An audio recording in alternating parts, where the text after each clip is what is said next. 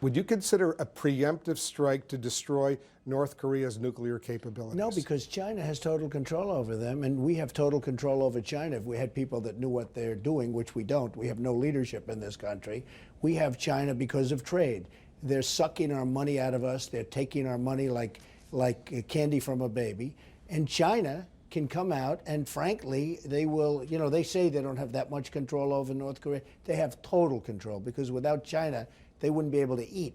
So China has to get involved, and China should solve that problem, and we should put pressure on China to solve the problem. Because, as you know, there are, almost 1 million North Korean troops north of the demilitarized zone, almost 1 million South Korean troops south of the demilitarized zone, Seoul, the capital. And we have 28,000 soldiers right in the middle. Right in the middle of all that. And by the way, we get paid nothing. We get paid peanuts. Would you pull them out?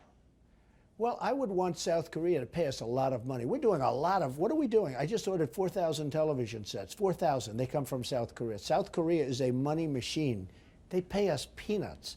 We're defending them. And I have many friends from South Korea. They buy my apartments. I do business with them.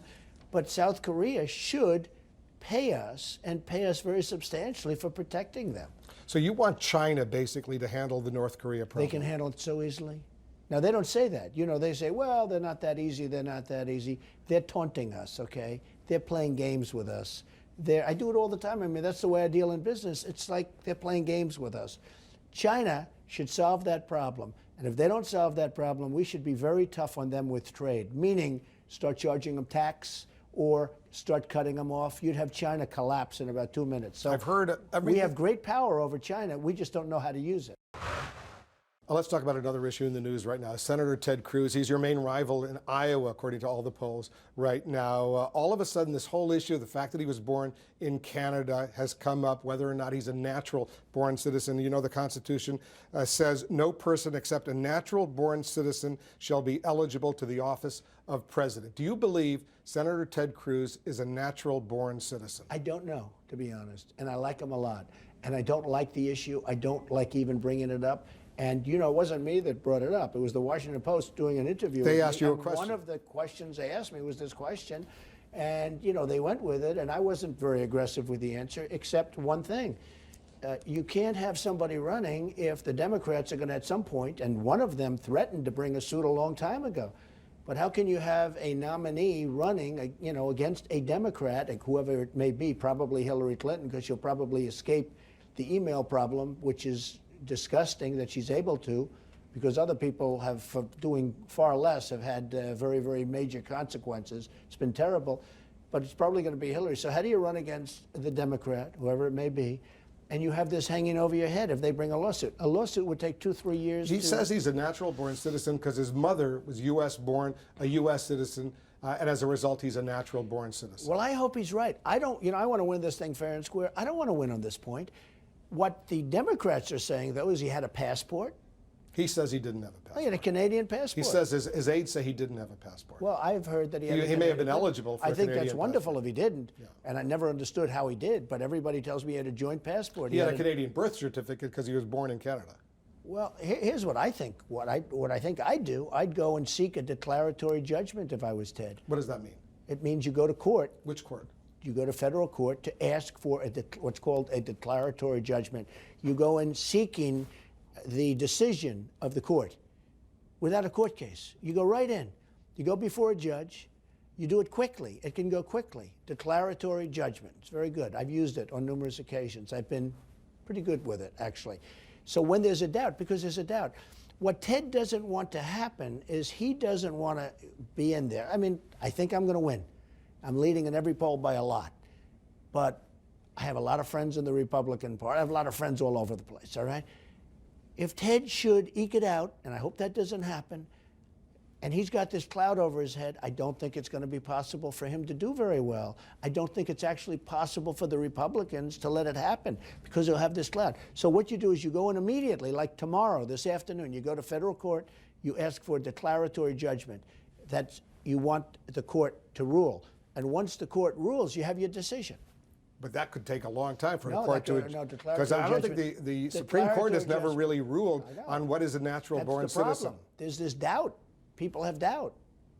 Again, this was not my suggestion. I didn't bring this up. A reporter asked me the question. But the Democrats have brought it up, and you had somebody, a congressman, say no matter what happens, we're going to be suing on this matter. That's a tough matter for Ted. Again, I didn't bring it up, Wolf. This is brought up, and this was asked to me as a question. And it's not the first time it's been asked, but it's being asked by a lot of different people to a lot of different people that are running. Because you know your critics are saying that you're doing to Ted Cruz what you tried to do to President Obama, where he was born, his birth certificate. Who knows about Obama? His mother was a U.S. citizen born in Kansas. So was he a natural born citizen? Who knows? Who knows? Who cares right now? We're talking about something else, okay? I mean, I have my own theory on Obama. Someday I'll write a book. I'll do another book. It'll do very successfully. But look, with Ted, he should ask for a declaratory judgment because that will clear it all up. And I'm doing this for the good of Ted. I'm not doing it for me because I like him and he likes me. We have a good relationship. This would clear it up. You go into court, you ask for a declaratory judgment, the judge will rule, and once the judge rules that he's okay, then the Democrats can't bring a lawsuit later on. He also says he's tougher on illegal immigration in the United States than you are. You say you will deport all the undocumented immigrants in the United States, 11 million, 12 million, as many as they are. But the good ones, you say, can come back to the United States. He says he's not letting any of the immigrants come back to the United States. Ted was in favor of amnesty. Him and Marco Rubio have been fighting about who's weaker. Now all of a sudden, and I was watching Ted the other day, and it was very interesting. He said, and we must build a wall, okay? And my wife said, darling, he just said build a wall. That's the first person that said build a wall. I've been saying it for 5 years. But he said, and we will build a wall. So now he's taking my idea for the wall. I'm glad he's taking it. I think it's the right thing to do.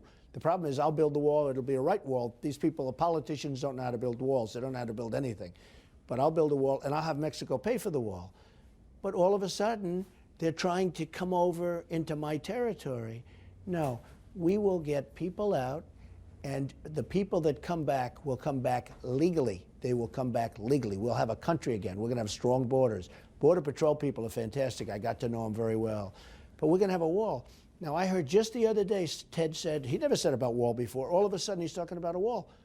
And I don't blame him. But he says he's not going to let any of those illegal immigrants come back to the United States. I think you should let them come back. If they're very good people, you let them come back legally. I want people to come back. You know, I'm building a wall, but I want people to come in. I want immigrants to come in, but they have to come in legally. And I want a lot of people to come in. I want to have really smart people, really good people, really hard workers come back in, but they have to come in legally. So I want people to come back into the country. Let's talk a little bit about the wall you want to build. How long would it take to build that wall? It will go very quickly, and I would get the environmental impacts. You know, part of the reason the wall wasn't built, they couldn't get an environmental impact statement approved. Can you believe it? The environmental impact statement for a wall where we're looking for, you know, you could almost say military purposes, and that way you avoid it. As an example, in the South China Sea, China's building islands, massive islands that are being, you know, military bases. They're taking out and they're dredging the sea. They're dredging the ocean.